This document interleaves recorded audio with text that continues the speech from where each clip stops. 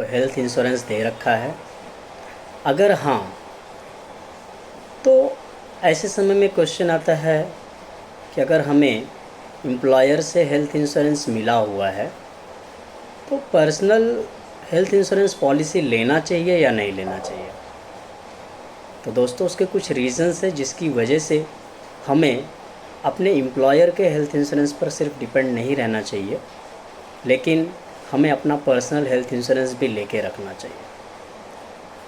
एक तो कभी अगर सपोज़ आपने रिज़ाइन दिया, जिस दिन आप रिज़ाइन लेटर कंपनी को देंगे, आपके अपने एम्प्लॉयर को, उस दिन से आपका जो मेडिक्लेम है, जो हेल्थ इंश्योरेंस है, वहीं से ख़त्म हो जाता है।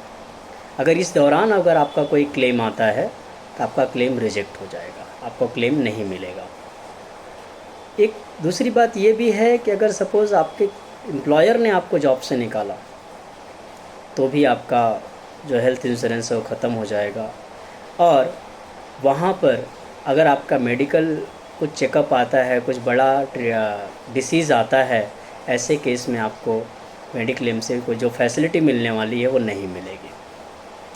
दूसरे साइड से अगर हम देखें तो अगर हमने हेल्थ इंश्योरेंस नहीं लिया है और कोई बड़ी बीमारी आ गई और आने के बाद हम चाहते हैं कि हमें अपना खुद का हेल्थ इंश्योरेंस लेना है, ऐसे केस में आपको हेल्थ इंश्योरेंस कंपनी कोई भी इंश्योरेंस देने के लिए रेडी नहीं होगी, बिकॉज़ आपकी जो एग्जिस्टिंग डिसीज़ है वो उसके ऊपर डिपेंड करता है। लेकिन अगर बड़ी डिसीज़ आ गई तो ज़्यादातर चांसेस है कि आपका जो हेल्थ इंश्योरेंस से मिलने के चांसेस कम हो जाएंगे।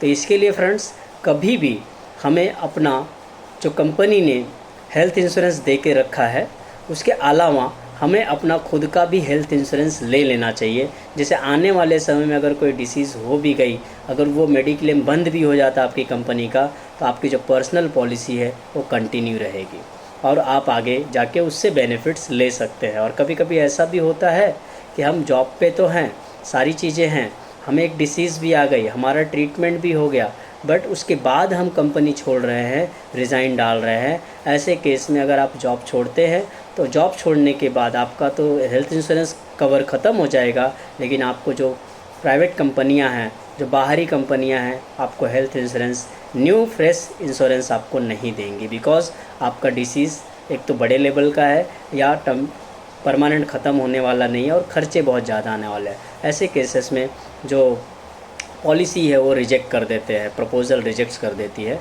इंश्योरेंस कंपनियां।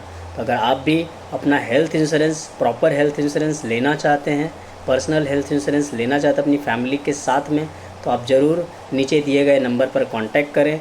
आप अपनी पूरी फाइनेंशियल प्लानिंग करने के लिए भी नीचे दिए गए नंबर पर कांटेक्ट करके पूरी फाइनेंशियल प्लानिंग भी करवा सकते हैं। धन्यवाद जी।